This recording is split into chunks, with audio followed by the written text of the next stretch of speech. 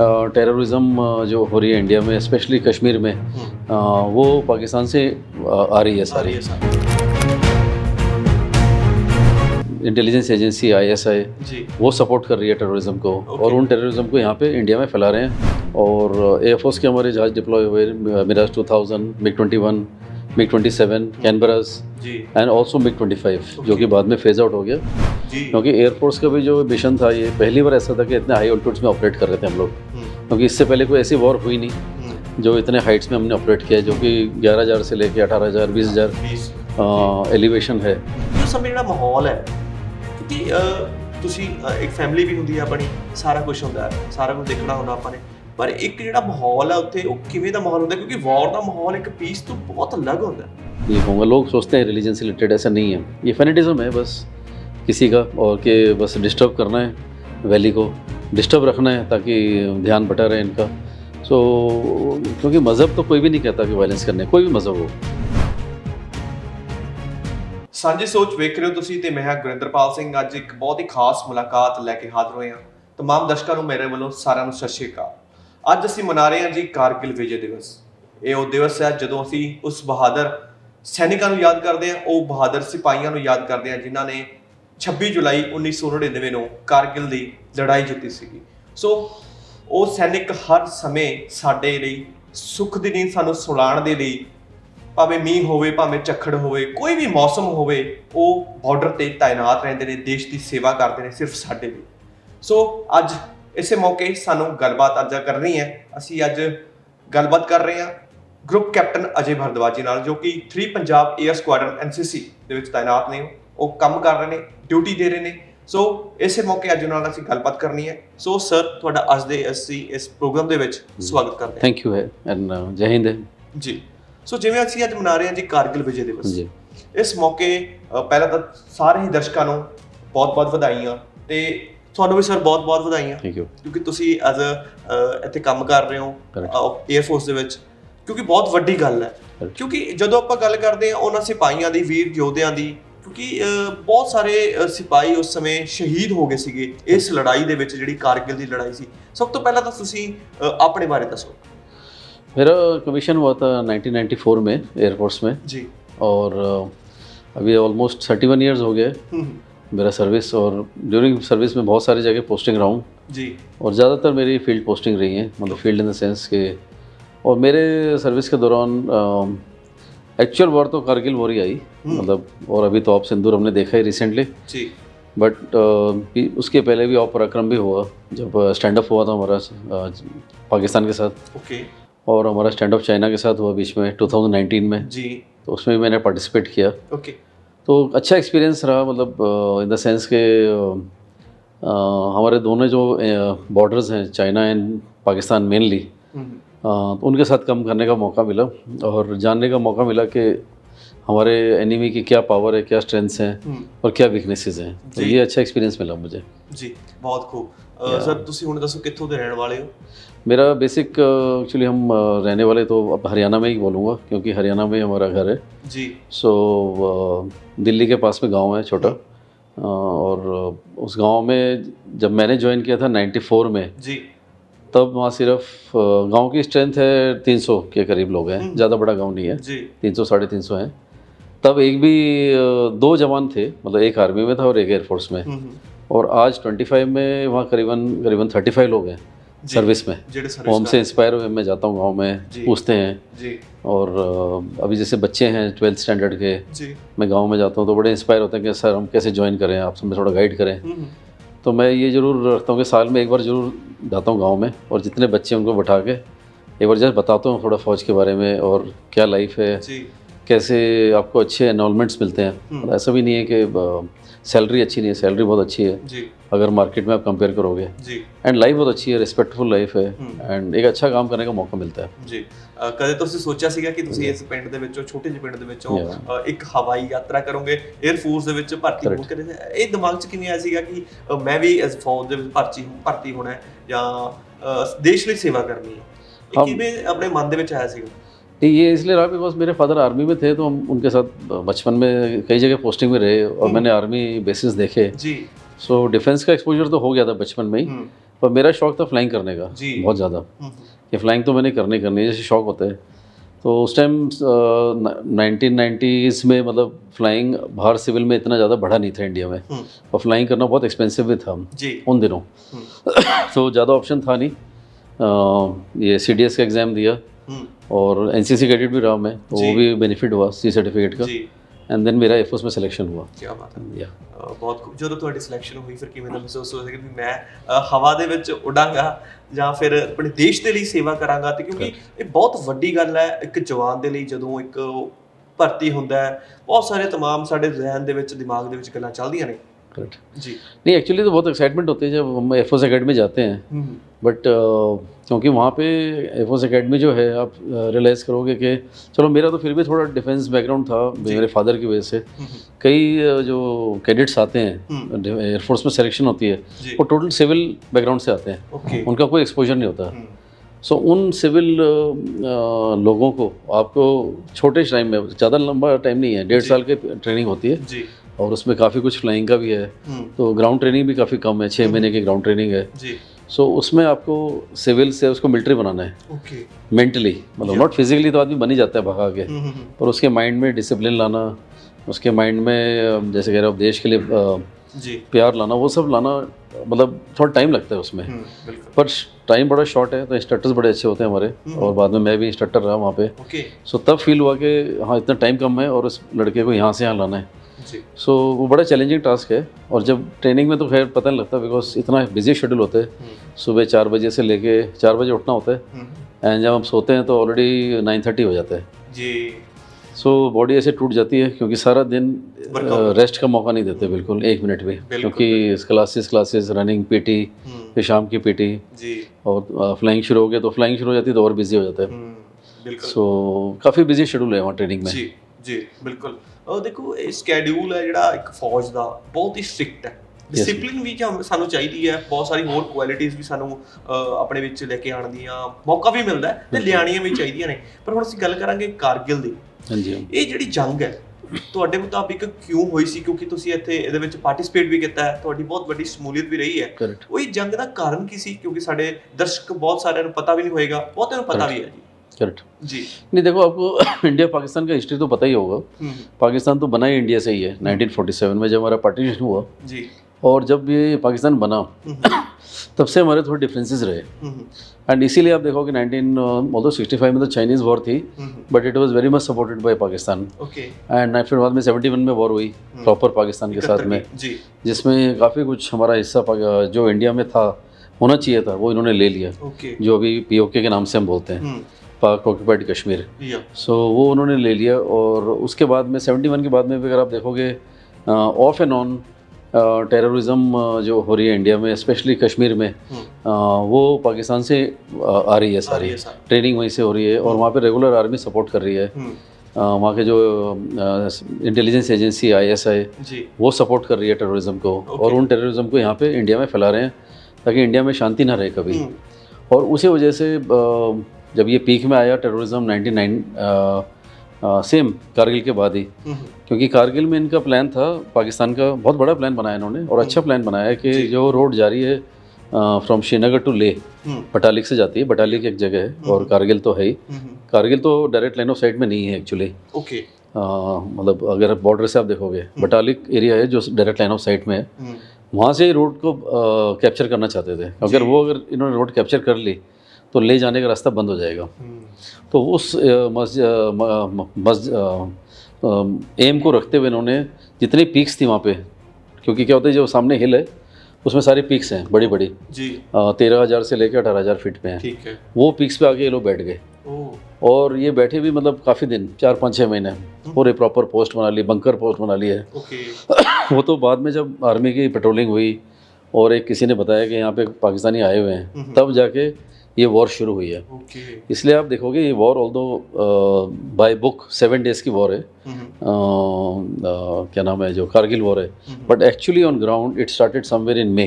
6 months पहले। हाँ, 3 महीने पहले, अप्रोक्सीमेटली 3 महीने पहले, 2 months and some few days, कि जब ये इन्होंने डिस्कवर किया कि जो हमारा एरिया है जो पाकिस्तान इंडिया में होना चाहिए, वहाँ पाकिस्तानी आके बैठे हुए हैं। ठीक है। तो ये इसलिए 2-2.5 महीने पहले पता लग गया था। और जब क्योंकि वो एरिया ऐसा है कि वहाँ पे एकदम आर्मी को डिप्लॉय करना आसान नहीं है, क्योंकि वहाँ एयरफील्ड नहीं है कोई कि जहाज़ों से हम ट्रुप्स को ले जाएं, तो सब जी। कुछ बाय रोड जाना है।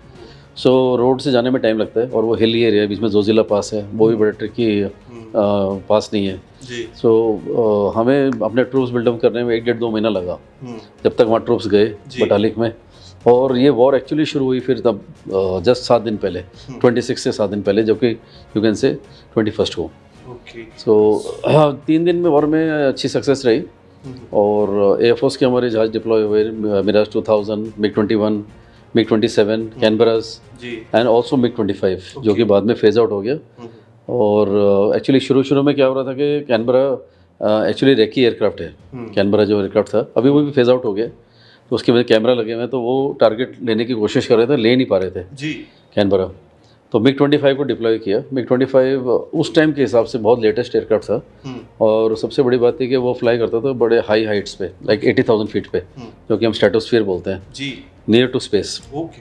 तो वहाँ पे कोई रडार नहीं पकड़ सकता, कोई एयरक्राफ्ट नहीं पकड़ सकता। तो उन्होंने जो फोटोज़ ली वो काफ़ी काम में आई MiG-25 ने। तो जब ये टारगेट 3rd-4th डे मिले, सो 4th डे जब अटैक हुआ, और क्योंकि मिराज 2000 बहुत लेटेस्ट एयरक्राफ्ट अभी भी है और तब भी था, जी। तो बहुत प्रिसाइज अटैक हुए एकदम पोस्ट के ऊपर ही। तो पाकिस्तान के काफ़ी सरप्राइज़ मिला, क्योंकि वो सोच नहीं रहे थे कि इतना प्रिसाइज अटैक हम कर पाएंगे बाई एयर। जी। क्योंकि एयरफोर्स का भी जो मिशन था, ये पहली बार ऐसा था कि इतने हाई ऑल्टीट्यूड्स में ऑपरेट कर रहे थे हम लोग, क्योंकि इससे पहले कोई ऐसी वॉर हुई नहीं जो इतने हाइट्स में हमने ऑपरेट किया है, जो कि 11,000 से लेके 18,000, 20,000 एलिवेशन है, जहाँ पे हमें बॉम्बिंग करनी है। ज़्यादातर लड़ाइयाँ हुई हैं प्लेन्स में, इवन 71 वॉर में भी ज़्यादातर लड़ाई प्लेन्स में ही थी। जी। तो this was a good experience first time young pilots के। तो जब वो एयरबोर्न हो रहा है पायलट, जैसे मैं भी था, तो हाथ पांव फूले हुए हैं, थोड़ा पसीना भी आ रहा है कि होगा क्या, क्या मिलेगा, क्योंकि आगे से अनसर्टिनिटी है आपके। बिल्कुल जी। ऑल्दो पता है ब्रीफिंग में सब होता है कवर, बट एक्चुअली क्या आने वाला ये नहीं पता है। सो अनसर्टिनिटी आती है माइंड में, और काफ़ी एंग्जाइटी भी होती है। पर ये ज़रूर है कि इतना ट्रेनिंग के हिसाब से इतना जुनून और जोश होता है कि आज जिस मिशन के लिए मैं गया हूँ उसको कंप्लीट करके तो आना ही है, बेशक मैं बचूँ ना बचूँ। सो वो माइंड में बिल्कुल क्लियर होता है। तो उस हिसाब से काफ़ी अच्छी सक्सेस रही, और हमें भी थोड़ा सा ये कहूँगा लॉस बियर करना पड़ा, क्योंकि उनके पास जो मिसाइल्स थी वो हमने कभी सोचा भी नहीं था कि इतने हाइट पे वो चलाएँगे। उसको बोलते हैं सरफेस टू एयर मिसाइल। सो उससे हमारे बेसिकली 3 एयरक्राफ्ट तो एक्सीडेंट ही हो गए थे, एंड 1 एयरक्राफ्ट गॉट डैमेज। जैसे MiG-21 में MiG-27, एक Mi-17 हेलीकॉप्टर, तो ये तो क्रैश ही हो गए थे। So Ahuja, squadron Ahuja was there, he died. Full Mi-17 crash, उसमें 2 captain, flight engineer, gunner, they died, and एक फ्लाइट में नचिकेता थे MiG-21 में, he got saved, so he ejected from the aircraft. और फाइनली पाकिस्तान ने उनको PW बना दिया, प्रिजनर ऑफ वॉर बोलते हैं। और कैनबरा एयरक्राफ्ट थोड़ा डैमेज हुआ था, पर एक्सीडेंट नहीं हुआ, टचवुड। सो थोड़े बहुत हमें भी सेटबैक्स हुए, बट सक्सेस ज़्यादा थी, तो इसलिए ये वॉर हम जीत गए। और इसलिए इस कारगिल वॉर का नाम ही रखा गया ऑफ विजय, ऑपरेशन विजय, जी। कि हमने विजय करनी है इसमें। ਜੀ ਜੀ ਬਹੁਤ ਵੱਡੀ ਗੱਲ ਹੈ ਕਿ ਤੁਸੀਂ ਹੈ ਨਾ ਇਹ ਵਾਰ ਦੇ ਵਿੱਚ ਸਰ ਸ਼ਮੂਲੀਅਤ ਕੀਤੀ ਹੈ, ਤੁਸੀਂ ਆਪ ਲੜੀ ਹੈ ਤੇ ਆਪਣੇ ਸਾਥੀਆਂ ਦੇ ਨਾਲ ਲੜੀ ਹੈ, ਦੇਸ਼ ਦੇ ਲਈ ਲੜੀ ਹੈ ਨਾ, ਤੇ ਜਿੱਤੀ ਹੈ। ਸੋ ਸਰ ਤੁਹਾਨੂੰ ਸੈਲੂਟ ਹੈ, ਖਾਸ ਕਰਕੇ ਉਹਨਾਂ ਵੀਰ ਯੋਧਿਆਂ ਨੂੰ, ਉਹਨਾਂ ਵੀਰ ਸਿਪਾਹੀਆਂ ਨੂੰ ਜਿਹੜੇ ਭਾਵੇਂ ਇਸ ਵਕਤ ਬਾਰਡਰ ਤੇ ਤਾਇਨਾਤ ਨੇ, ਡਿਊਟੀ ਤੇ ਤਾਇਨਾਤ ਨੇ, ਭਾਵੇਂ ਡਿਊਟੀ ਤੇ ਨਹੀਂ ਹੈਗੇ, ਤਾਂ ਵੀ ਉਹਨਾਂ ਨੂੰ ਸੈਲੂਟ ਹੈ। ਕਿਉਂਕਿ ਜਦੋਂ ਇੱਕ ਫੌਜੀ ਆਪਣੇ ਦੇਸ਼ ਦੀ ਸੇਵਾ ਕਰਦਾ ਨਾ, ਤਾਂ ਉਹ ਬਹੁਤ ਵੱਡੀ ਗੱਲ ਹੁੰਦੀ ਹੈ। ਸਰ ਹੁਣ ਗੱਲ ਅਸੀਂ ਤੁਹਾਡੇ ਤੋਂ ਪੁੱਛਾਂਗੇ ਕਿ ਉਸ ਸਮੇਂ ਜਿਹੜਾ ਮਾਹੌਲ ਹੈ, ਕਿਉਂਕਿ ਤੁਸੀਂ ਇੱਕ ਫੈਮਿਲੀ ਵੀ ਹੁੰਦੀ ਹੈ ਆਪਣੀ, ਸਾਰਾ ਕੁਝ ਹੁੰਦਾ, ਸਾਰਾ ਕੁਝ ਦੇਖਣਾ ਹੁੰਦਾ ਆਪਾਂ ਨੇ, ਪਰ ਇੱਕ ਜਿਹੜਾ ਮਾਹੌਲ ਹੈ ਉੱਥੇ, ਉਹ ਕਿਵੇਂ ਦਾ ਮਾਹੌਲ ਹੁੰਦਾ? ਕਿਉਂਕਿ वॉर ਦਾ ਮਾਹੌਲ ਇੱਕ ਪੀस ਤੋਂ बहुत अलग होता है। अलग होता है बिल्कुल। और इस वॉर में ये रहा कि इतना एक्सपेक्टेड नहीं था कि इतना पाकिस्तानी इतना करेंगे। और जो हमारे एयरफील्ड हैं वैली में, श्रीनगर में, अगर आप देखोगे, एक तो श्रीनगर एयरफील्ड है और एक अवंतीपुर है, 2 एयरफील्ड है वहाँ एयरफोर्स के। सो वो जैसे कि एयरफील्ड है, एग्जांपल दे रहा हूँ मैं, जैसे कि वो 500 लोगों को केटर कर सकते हैं, पर वॉर में क्या हुआ कि वहाँ पे 2,500 लोग आ गए और इतने सारे एयरक्राफ्ट आ गए। सो क्या हो रहा था कि वहाँ पे ना सोने की जगह है, ना खाने की जगह है। पर ये होता है वॉर में हमेशा, अगर आप देखोगे, ये सब चीज़ें जो साइकोलॉजिकल नीड्स होती हैं ये ज़ीरो हो जाती हैं। जैसे अब for example for good about 5-7 days मैं तो खुद ही टारमेक में सोया हूँ, पर उससे ये नहीं क्या कि इनकन्वीनियंस हो रहा है, जी क्योंकि उसमें भी अच्छी नींद आती है। जब आप सो रहे हो ज़मीन पे भी अच्छी नींद आती है। और खाना भी ऐसा था कि तीनों टाइम खाना मिलना मुश्किल था कि इतना खाना कैसे बनेगा, कौन बनाएगा। तो उसमें होने भी थोड़ा ही 2 दिन लगा उसमें, बट ये था कि खाना नहीं भी मिला तो कोई बात नहीं। सो ये साइकोलॉजिकल नीड्स वॉर में ऑटोमेटिकली काफ़ी लो हो जाती हैं। जो हम पीस टाइम में हम चाहते हैं कि एसी रूम हो, 3 टाइम हमें मील मिले, अच्छा खाना मिले, थोड़ा रेस्ट भी मिल जाए, सो वो सब चीज़ें ख़त्म हो जाती हैं वॉर में। तो और ये बड़ी प्रैक्टिकली प्रूवन है, मतलब प्रीवियस हिस्ट्री से भी अगर आप देखोगे, जो पुरानी वॉर्स होती रही हैं, वर्ल्ड वॉर 1, वर्ल्ड वॉर 2, उससे पहले भी अगर वॉर्स हैं राजा वाजा की जो होती थी, जी उसमें भी साइकोलॉजिकल नीड्स ज़ीरो हो जाती थी कि आदमी सोता नहीं है 5-5 दिन, फ़र्क नहीं पड़ता, चले जा रहे घोड़े पे या जैसे भी है। सो वॉर में वो चीज़ें देखने में बड़ा अच्छा लगता है कि अब मैं अगर सोचूं ज़मीन में सोना तो शायद ना कर पाऊँ। सो पर उस टाइम सोए 5-6 दिन 8 दिन, पता नहीं लगा, चादर बिछाई और सो गए। और अच्छी नींद भी आती है, ऐसा भी नहीं है, अच्छा 7-8 आवर्स की नींद अच्छी आ रही थी वहाँ पे। खाना भी जो मिल रहा था, दाल चावल मिल गया, चलो वो भी खा लिया, कभी ब्रेड मिल गया तो वही खा लिया, सूखी ब्रेड भी खा लिया। सो आई एम जस्ट सेइंग कि ये सारी चीज़ें पीस टाइम में बड़ी अच्छी लगती हैं, और वॉर टाइम पे ये चीज़ें ज़्यादा मायने रखती नहीं है। मायने रखता है मिशन हमारा, बेसिकली वो ज़्यादा इंपॉर्टेंट होता है। ਬਿਲਕੁਲ ਜਿਸ ਮਿਸ਼ਨ ਲਈ ਅਸੀਂ ਗਏ ਹੋਏ ਹਾਂ, ਜਿਸ ਕੋਈ ਜਿਹੜਾ ਕੰਮ ਸਾਡੇ ਲਈ ਸੌਂਪਿਆ ਗਿਆ ਜਦੋਂ ਅਸੀਂ ਉਹਨੂੰ ਬੜੇ ਬਖੂਬੀ ਢੰਗ ਨਾਲ ਨਿਭਾਉਂਦੇ ਹਾਂ ਨਾ, ਸਾਰੀਆਂ ਪਰਿਸਥਿਤੀਆਂ ਨੂੰ ਪਾਸੇ ਕਰਕੇ, ਕਿਉਂਕਿ ਜੰਗ ਦਾ ਜਿਹੜਾ ਨਾਂ ਹੈ ਉਹ ਜੰਗ ਹੈ ਹਨਾ, ਕਿਉਂਕਿ ਜੰਗ ਦੇ ਵਿੱਚ ਉਹ ਚੀਜ਼ਾਂ ਹੁੰਦੀਆਂ ਨੇ, ਉਹ ਚੀਜ਼ਾਂ ਦਾ ਸਾਹਮਣਾ ਸਾਨੂੰ ਕਰਨਾ ਪੈਂਦਾ, ਉਹ ਚੀਜ਼ਾਂ ਦਾ ਸਾਹਮਣਾ ਸਾਨੂੰ ਅਸੀਂ ਕਰਕੇ ਅੱਗੇ ਵਧਣਾ ਪੈਂਦਾ, ਬਿਲਕੁਲ ਕਿਉਂਕਿ ਸਾਰੇ ਜਿਹੜੀਆਂ ਸਾਨੂੰ ਸੁੱਖ ਸੁਵਿਧਾ ਉਹ ਪਿੱਛੇ ਹਟਾਉਣੀਆਂ ਪੈਂਦੀਆਂ ਨੇ, ਕਿਉਂਕਿ ਸਾਨੂੰ ਨਹੀਂ ਪਤਾ ਕਿ ਅੱਗੇ ਦੁਸ਼ਮਣ ਕਿੱਥੇ ਹੈ ਕਿੱਥੇ ਨਹੀਂ। ਸੋ तमाम ਗੱਲਾਂ ਸਾਡੇ ਦਿਮਾਗ 'ਚ ਚੱਲਦੀਆਂ ਨੇ। ਬਹੁਤ ਸੋਹਣੀਆਂ ਗੱਲਾਂ ਸਰ ਤੁਸੀਂ ਅੱਜ ਦੱਸ ਰਹੇ ਹੋ, ਉਹ ਜੰਗ ਦੀਆਂ ਦੱਸ ਰਹੇ ਹੋ ਜਿਹੜੀ ਤੁਸੀਂ ਖੁਦ ਲੜੀ ਹੈ ਤੇ ਪੂਰੇ ਦੇਸ਼ ਨੇ ਲੜੀ ਹੈ। ਸੋ ਹੁਣ ਕੋਈ ਹੋਰ ਕਿੱਸਾ ਸਾਡੇ ਦਰਸ਼ਕਾਂ ਨਾਲ ਤੁਸੀਂ ਸਾਂਝਾ ਕਰੋਗੇ ਉसी जंग ਦਾ? नहीं, इसमें डिफेंस में यही रहता है, बिकॉज कि जब आप जाते हो, सो फर्स्ट ऑफ ऑल तो ट्रेनिंग होती है। और मैं भी जैसे एनसीसी में हूँ, मैं अपने जो मेरे कैडेट्स हैं उनसे मैं बात करता हूँ कई बार कि डिफेंस में मेनली जो हमारा काम है वो बेसिकली मैनेजमेंट ऑफ वायलेंस है। We are dealing with violence every day, वो सिखाते भी हैं, जो सिविल स्टेट्स में थोड़ा मुश्किल होता है, क्योंकि ह्यूमन नेचर पर से वायलेंस नहीं करना चाहता। हमारा ब्रेन ऐसा डिज़ाइंड होता है, ह्यूमन ब्रेन, कि गिवन अ चॉइस आप वायलेंस नहीं करना चाहोगे, जो नॉर्मल आदमी होते हैं ज़्यादातर। सो इवन है जैसे कि आप अगर आप नॉनवेज भी खाते हो फॉर एग्जांपल, और अगर आप दुकान में जाओ चिकन लेने के लिए, आप खुद नहीं काट सकते उसको, मुश्किल है काटना। जब वो जिंदा, अगर बकरा काटना है, अब जिंदा बकरे को काटना इतना आसान नहीं है, और यहाँ हम बात करें आदमी को मारने के। So there is a big difference जो ट्रेनिंग में सिखाई जाती है। और एक्चुअली इवन आफ्टर ट्रेनिंग, क्योंकि ट्रेनिंग थोड़ी थ्योरेटिकल होती है, ऑल्दो प्रैक्टिकल भी होती है, बट प्रैक्टिकली आप किसी को मार नहीं रहे ना ट्रेनिंग में जी। ये तो जब वॉर होगी तभी होगा। तो वॉर में जब आदमी सामने खड़ा होता है आपके एनिमी, और उसको आपको मारना है किसी भी हालत में, गन से या तलवार से, किसी भी चीज़ से, सो एक बार तो हाथ कांपता है फर्स्ट टाइम, क्योंकि ह्यूमन को नहीं मार सकता by nature, by human nature. But क्योंकि ट्रेनिंग है, अगर आप नहीं मारोगे तो वो आपको मार देगा। सो पर एक बार ज़रूर हाथ थोड़ा सा शेक करता है, इसमें कोई डाउट नहीं है। जितने भी डिफेंस वाले होंगे, एक बार I am sure they will agree with me, एक बार ज़रूर करता है। उसके बाद जब वो आप पार कर लेते हो उस बाउंड्री को, उसके बाद कोई प्रॉब्लम नहीं है, उसके बाद फिर कंफर्टेबल हो जाता है आदमी। पर एक बार फर्स्ट टाइम थोड़ा सा हाथ कांपता ज़रूर है, क्योंकि ह्यूमन माइंड कहता है कि नहीं मार नहीं सकते हम, पर ट्रेनिंग कहता है नहीं मारना है, तो उसमें थोड़ा कॉन्फ्लिक्ट आता है कभी कभी। सो उसको पार करना, उस बाउंड्री को पार करना बहुत ज़रूरी है हर एक डिफेंस पर्सन को। और ये मैं नहीं कहूँगा वॉर बार बार होनी चाहिए, बट ये एक्सपीरियंस होना बहुत ज़रूरी है हर एक बंदे के लिए जो डिफेंस में है, ताकि वो इस एक्सपीरियंस को झेले और कभी फ्यूचर में ज़रूरत पड़े तो वो उसको यूज़ कर सकता है बड़ा ईजीली।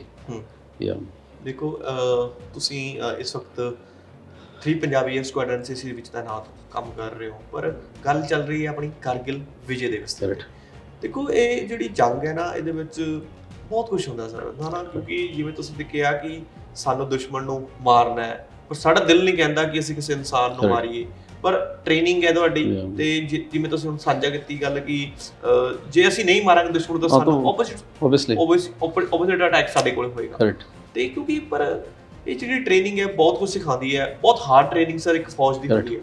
ਪਰ ਹੁਣ ਕੋਈ ਐਸਾ ਮੂਮੈਂਟ ਤੁਸੀਂ ਸਾਡੇ ਦਰਸ਼ਕਾਂ ਨਾਲ ਸਾਂਝਾ ਕਰੋਗੇ ਕਿ ਮੇਰੇ ਨਾਲ ਜੰਗ ਦੇ ਵਿੱਚ ਐਦਾਂ ਕੁਝ ਹੋਇਆ ਸੀ ਜਾਂ ਮੇਰੀ ਜ਼ਿੰਦਗੀ ਦੇ ਵਿੱਚ ਮੇਰੇ ਹੁਣ ਤੱਕ ਦੇ ਤਜਰਬੇ ਦੇ ਵਿੱਚ ਡਿਊਟੀ ਦੇ ਦੌਰਾਨ ਕੁਛ ਐਦਾਂ ਦਾ ਕੁਛ ਹੋਇਆ ਮੇਰੀ ਜ਼ਿੰਦਗੀ ਦੇ ਵਿੱਚ ਹੁਣ ਤੱਕ ਦਾ ਕੋਈ ਸਫ਼ਰ ਦੇ ਵਿੱਚ ਤੁਹਾਡੀ ਡਿਊਟੀ ਦੇ ਦੌਰਾਨ 에ਅਰਫੋਰਸ ਦੇ ਕੁਛ ਐਦਾਂ ਮੂਮੈਂਟ ਕੁਛ ਲੱਗਿਆ ਜੋ ਤੁਹਾਨੂੰ ਲੱਗਦਾ ਹੈ ਕਿ ਅੱਜ ਤੱਕ ਮੇਰੇ ਦਿਲ ਦੇ ਵਿੱਚ ਜਹਨ ਦੇ ਵਿੱਚ ਅੱਜ ਵੀ ਉਹ ਖੜਕਦਾ ਹੈ?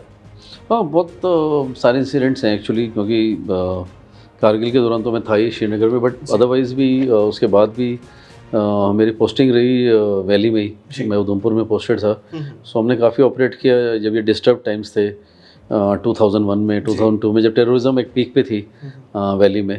और टेररिज्म आप देखोगे, हमने जब मैंने क्लोजली काम किया वहाँ पे R&R यूनिट्स हैं आर्मी की, ऑल्सो मैंने स्पेशल फोर्सेस के साथ काम किया जी जो वहाँ डिप्लॉयड थे जी वैली में।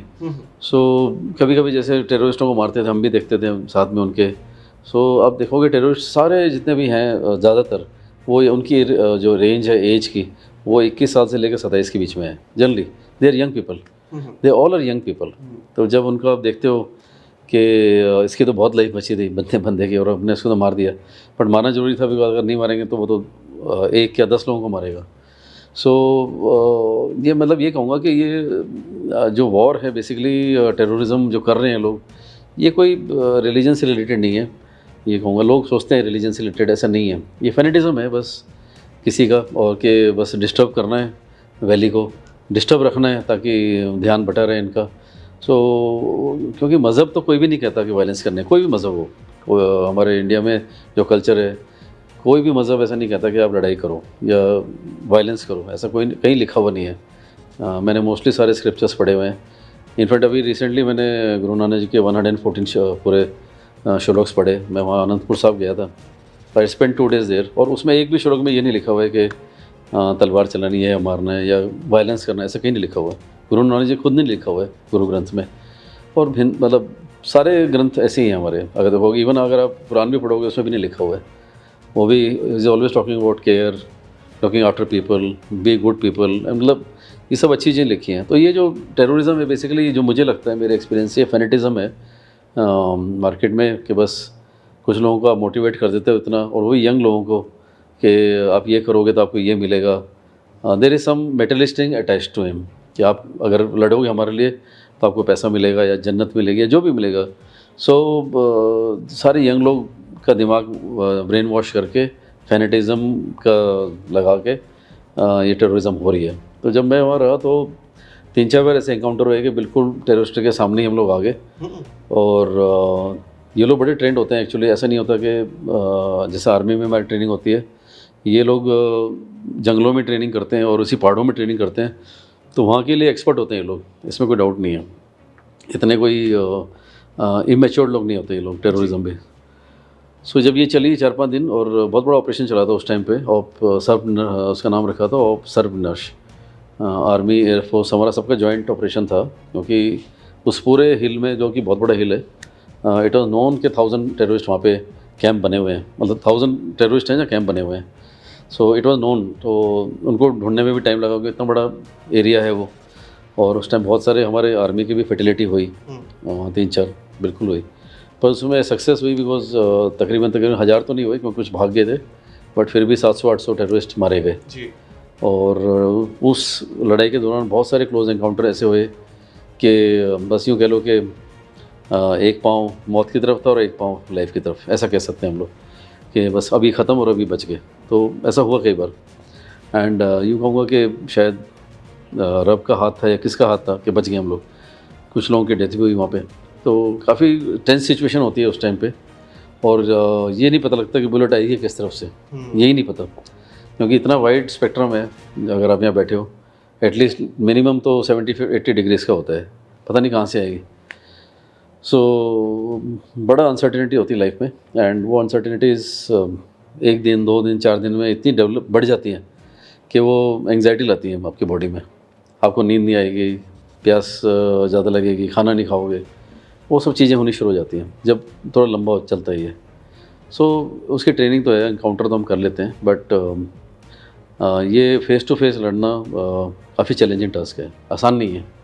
इतना लगता बहुत आसान है पर है नहीं। मूवीज़ में बड़ा ड्रामेटिक दिखा देते हैं जी, एक्चुअली होता नहीं है ऐसे। एक्चुअली बुलेट मारने से आदमी मरता भी नहीं है, क्योंकि जब तक क्रिटिकल पार्ट्स में लगेगा नहीं तो आदमी मरेगा नहीं। बुलेट टाइम लगता है उसको। सो तो मूवीज़ में दिखाते हैं बुलेट मारी मर गया बंदा, ऐसा होता नहीं है एक्चुअली। जब तक आपके हार्ट में नहीं लगेगी, लंग्स में नहीं लगेगी, कहीं लीवर वीवर में नहीं लगेगी, तो आप डेथ होना, या हेड में ना लगे, ब्रेन में ना लगे, सो डेथ होना बहुत मुश्किल है बुलेट से, क्योंकि इतनी सारी और भी बॉडी है। So that's why.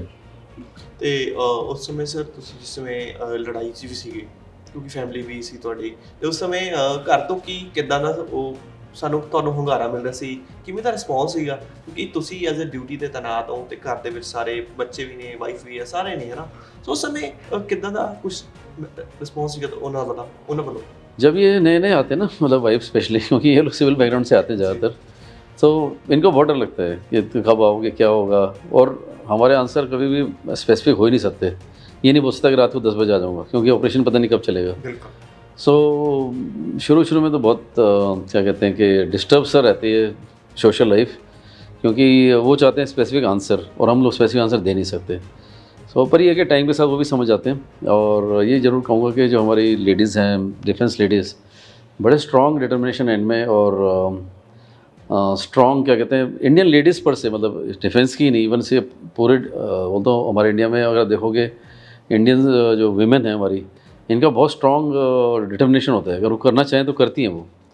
सो वैसे ही है इनके साथ भी। तो ये जब धीरे धीरे टाइम स्पेंड करते हैं और ये जान जाते हैं कि ऐसा है, तो दे ओनली प्रे कि चलो अब गए हैं मिशन में, वापस आ जाएं। That is the only thing they can do जी। और कई बार अगर टचवुड, जैसे मेरे फ्रेंड्स मैंने देखा, मेरे साथ में किसी की अगर सेक्रीफाइस हो भी गई तो ठीक है, दुख तो होता ही है obviously, but they come out from them very fast. ऐसा नहीं है कि महीने महीने वो रो ही रहे हैं। ठीक है, it was a part of the game and it was known कि 10 लोग जाएंगे तो 4 लोग वापस नहीं आएंगे। It was known in the mission, क्योंकि ये सब कैलकुलेशन होती है जाने से पहले जी। तो ये ज़रूर कहूँगा कि इनका लॉन्ग टर्म में सपोर्ट बहुत इंपॉर्टेंट भी है और बहुत अच्छा भी है लॉन्ग टर्म में। छोटे में शुरू में थोड़ा टाइम लगता है जी। ਸੋ ਸਰ 에ਅਰਫੋਰਸ ਦੇ ਵਿੱਚ ਵੀ ਹੁਣ ਆਰਮੀ ਆਫੀਸਰ ਆ ਰਹੇ ਨੇ, ਹੈ ਨਾ, ਬੱਚੇ ਸਾਡੇ ਆਉਂਦੇ ਨੇ ਨਾ, ਤੇ ਸੋ ਇਹ ਜਿਹੜੇ ਅੱਜ ਦੇ ਨੌਜਵਾਨ ਨੇ ਹੁੰਗਾਰਾ ਦੇ ਰਹੇ ਨੇ 에ਅਰਫੋਰਸ ਦੇ ਵਿੱਚ ਆਉਣ ਦੇ ਲਈ, ਜਾਂ ਉਹ ਐਦਾਂ ਕਹਿੰਦੇ ਨੇ ਵੀ शायद जी ਅਸੀਂ नेवी ज्वाइन कर लिए या ਅਸੀਂ मिलिट्री ज्वाइन कर लिए? नहीं, अभी हमारे तो जितने भी कैडेट्स हैं यहाँ पे, स्पेशली पंजाब में मैं देखता हूँ, और हमारे पास अभी 8-10 कॉलेजेस हैं मेरे पास। 4 तो पटियाला के ही हैं जी, लोकल कॉलेजेस हैं, और बाकी बाहर के कॉलेज हैं। उनसे मैं इंटरेक्ट करता हूँ बच्चों से जो सेकंड ईयर में, थर्ड ईयर में हैं। सो वो एक्चुअली क्या होता है कि जब हम कैंप में जाते हैं, जब भी हमारा कैंप था 10 डेज़ का, तो कोई भी आदमी, जैसे लड़की है लड़का है, वो जब तक क्लोज ऑपरेट नहीं करेगा वो जान नहीं पाएगा मेरे नेचर। पर जब हम लोग कैंप में जाते हैं, क्योंकि अपने घर से वो दूर जा रहे हैं, मैं अपने घर से दूर जा रहा हूँ, और हमारा शेड्यूल मोर और लेस सेम होता है। सुबह पीटी होती है, मैं वहाँ होता हूँ, क्लास होती है, हम साथ में होते हैं, कुछ क्लासेस मैं भी लेता हूँ। तो मिला जुला के all those 8-9 days I am together with them. Dinner भी हम साथ में कर रहे हैं।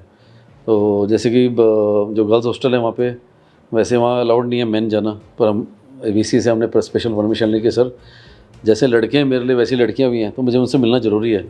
तो मैं कभी कभी डिनर करने लेडीज़ हॉस्टल भी जाता था शाम को। ऑल्दो लेडी हमारे जो कोलीग्स हैं उनके साथ में, अकेले नहीं जा सकते ऑब्वियसली। सो जब उनसे मिलो तो थोड़े दिनों बाद ना, 4-5 दिन के बाद एक रैपो बन जाता है जी। ये लोग देखते हैं कि ये लोग डिफेंस के लोग हैं और ये ट्रस्टवर्दी लोग हैं। सिविल में जैसे कि स्पेशली गर्ल लड़कियाँ बड़े अनसर्टन होती हैं, किसी आदमी से मिलने के लिए एप्रीहेंशन होता है कौन कैसा होगा, तो थोड़े दिनों में ये जान जाते हैं। और जब ये देखते हैं हमारा लाइफस्टाइल कैसा है, हमारा how we walk and talk, और ये लीडरशिप में बहुत ज़रूरी है आजकल। आप जैसे बोलते हैं any leader has to do walk talk the walk, मतलब अगर वो बोल रहे हैं तो उसको दिखाना भी पड़ेगा, सिर्फ बोलने से होता नहीं है जी। सो जो देखते हैं कि ये लोग कर रहे हैं ऐसा, तो फिर ये लोग बहुत इन्फ्लुएंस होते हैं, बहुत इंस्पायर होते हैं। बिल्कुल सर, ਹੁਣ ਇੱਕ ਲਾਸਟ ਵਿੱਚ ਕੁਐਸਚਨ ਪੁੱਛੂੰਗਾ, ਥੋੜੇ ਜਿਹੇ ਸ਼ਬਦਾਂ 'ਚ ਤੁਸੀਂ ਇਸਦਾ ਜਵਾਬ ਦਿਓ। ਮੈਂ ਪੁੱਛਣਾ ਚਾਹੁੰਦਾ ਤੁਹਾਡੇ ਤੋਂ ਕਿ ਜਿਹੜੇ ਬੱਚੇ ਹੁਣ 에ਅਰ ਫੋਰਸ ਜੁਆਇਨ ਕਰਨਾ ਚਾਹੁੰਦੇ ਨੇ, ਉਹ ਖਾਸ ਕਰਕੇ ਕਿਹੜੇ एग्जाम दें, किमें दी पढ़ाई होनी चाहिए है ये साढ़े? हाँ, वो मैं प्रेजेंटेशन भी देता हूँ हर स्कूल कॉलेज में जाके। बच्चों के लिए 2-3 ऑप्शंस हैं। एक तो जो जूनियर बच्चे हैं, जो 12th क्लास के बच्चे हैं, उनके लिए एनडी का एग्ज़ाम होता है 12th के बाद। CDS का UPSC का एग्ज़ाम है, उसका अगर इंटरनेट पे आप देखोगे तो सारे इन्फॉर्मेशन अवेलेबल होती है। वो एग्ज़ाम होता है 12th के बाद में। और जो बच्चे कॉलेज में आ जाते हैं, कॉलेज के बाद में बेसिकली 3 एग्ज़ाम्स हैं मेनली। एक तो है CDS का एग्ज़ाम, जो कंबाइंड डिफेंस सर्विसेज एग्ज़ाम होता है, UPSC कंडक्ट करता है उसको। उसकी एलिजिबिलिटी है एज के साथ में और आपके डिग्री के साथ में। तो उसका नोटिफिकेशन निकलता है, एम्प्लॉयमेंट न्यूज़ में भी निकलता है, ऑनलाइन भी निकलता है, तो वो आप अप्लाई करो। साल में 2 बार एग्ज़ाम होता है। फिर होता है एफकेट एग्ज़ाम, जो भी एयरफोर्स ने शुरू किया है अबाउट 4-5 साल पहले, एयरफोर्स कॉमन एडमिशन टेस्ट। तो वो स्पेसिफिकली एयरफोर्स के लिए है एफकेट। वो भी 2 बार होता है साल में। एंड उसमें बेसिकली बट एक ही डिफरेंस है कि सीडीएस में जो अफसर सेलेक्ट होते हैं वो जाते हैं परमानेंट कमीशन के लिए, और एफकेट में जो सिलेक्शन होता है वो होता है शॉर्ट सर्विस कमीशन के लिए। तो ये 2 एंट्री। फिर एक होता है नेवी का स्पेशल एंट्री है, जिसमें कि अगर बीटेक किया हुआ है किसी बच्चे ने कॉलेज में, तो उसके लिए कोई इंटरव्यू नहीं है, डायरेक्टली वो जा सकता है एकेडमी में। इंटरव्यू के लिए जाना पड़ता है, इंटरव्यू एसएसबी के लिए जाना पड़ता है, और उसके बाद उसके डायरेक्ट सिलेक्शन हो जाता है। ओनली क्राइटेरिया मेन जो है एयरफोर्स के लिए मैं बताना चाहूँगा इज़ अबाउट मेडिकल, क्योंकि एयरफोर्स में फ्लाइंग करनी है आपको, तो मेडिकल में सबसे बड़ी बात है आपके चश्मा नहीं होना चाहिए। कोई भी किसी भी तरह का चश्मा अलाउड नहीं है। 6/6 आपकी आई साइट होनी चाहिए। 0.1 अलाउड नहीं है। और सेकंड है स्पाइन का, जो अभी रिसेंटली क्योंकि मेरे बच्चे बहुत सारे जा रहे हैं एसएसबी में, मेडिकल में, तो मुझे फीडबैक आता है वहाँ से। ज़्यादातर जो यंग बच्चे हैं उनका स्पाइन में इशू आ रहा है, बिकॉज ज़्यादातर इनकी जो सिटिंग पोस्चर है, ये बेड पे लेटे रहेंगे या सोफे पे लेटे रहेंगे 3-3 घंटे, तो स्पाइन उसमें ना कर्व हो जाती है। जो नीचे हमारे L1 L2 हैं, अगर आप स्पाइन आप देखोगे तो उसमें कोई भी अगर डिफॉर्मेशन है आपकी स्पाइन में, वो अलाउड नहीं है एयरफोर्स में। क्योंकि क्या होता है कि लेटर ऑन जब आपको इंजेक्शन में जाना पड़े, इजेक्ट करना पड़े, तो आपकी स्पाइन डैमेज हो सकती है।